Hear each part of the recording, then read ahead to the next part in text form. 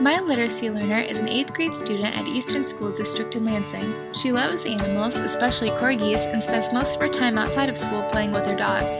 When she is not playing with her animals, she enjoys reading chapter books such as Harry Potter. She developed this interest in reading because she grew up watching her biggest role model, her grandmother, read books every morning.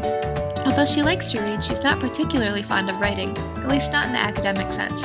She writes in a journal on rare occasions when she feels creative, but she does not like the grammatical and spelling aspects of writing. Regardless of this distaste for writing, English is still my student's favorite school subject, and her background experience with chapter books proved to be a key literary experience that helped her in the classroom. Specifically, her previous reading experience helped her ability to make inferences. As we read the novel, A Dog's Purpose, I noticed her ability to pick up on minute details about the text. For example, she would make comments about how Todd had a weird vibe before he actually proved himself to be a bad person. Additionally, although I had originally assigned some annotating and note-taking to hold her thinking, I realized that she did not need this. She was always able to verbally summarize what we had read about in previous classes. Although her home context helped her comprehension, she shared that she did not grow up around difficult vocabulary. As a result, she was not familiar with many of the words in A Dog's Purpose. I noticed that when she approached a difficult word, she would often stop reading and wait for me to tell her what the word meant. My student revealed that she did not have a specific strategy for understanding vocabulary, and when she was faced with difficult words, she would often just ask the teacher for help. Because of this, we agreed that vocabulary seemed to be the area on the modified cognitive model that needed the most work, and this is what we addressed in most lessons.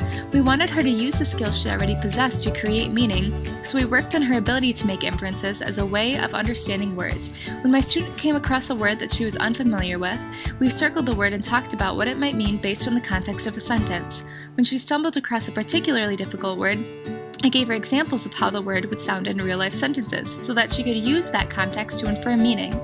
She was a quick learner and she often mirrored the types of behaviors I displayed and formulated her own sentences. Because she responded so well to the strategy, a large component of her work was verbal, but she also completed a formative assessment worksheet designed to test her ability to make inferences without my lead.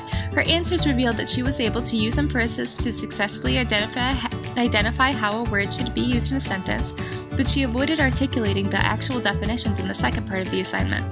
Consequently, we had to implement discussion to push her towards articulation. While this instruction helped my student become a more independent reader and widened her vocabulary, it also became tedious for her. Because of this, we worked through some other assignments to foster learning beyond vocabulary.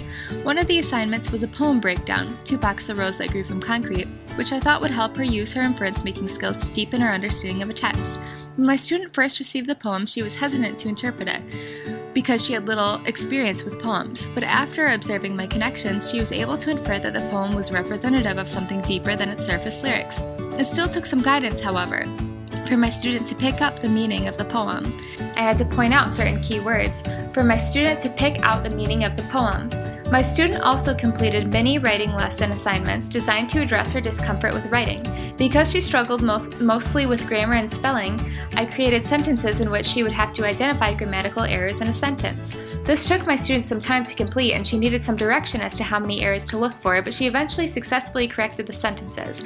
In reflection to all of these strategies and their effectiveness on my student, I would have used a robust vocabulary a little bit less in order to make more time for grammatical and critical thinking lessons. In terms of a long-term plan, I would put less focus on vocabulary instruction and further my students' understanding of the work we completed by implementing more question-making into our lessons. I would then have her use these questions to write critical thinking responses and short essays to the work we used, which we could revise together to improve her writing.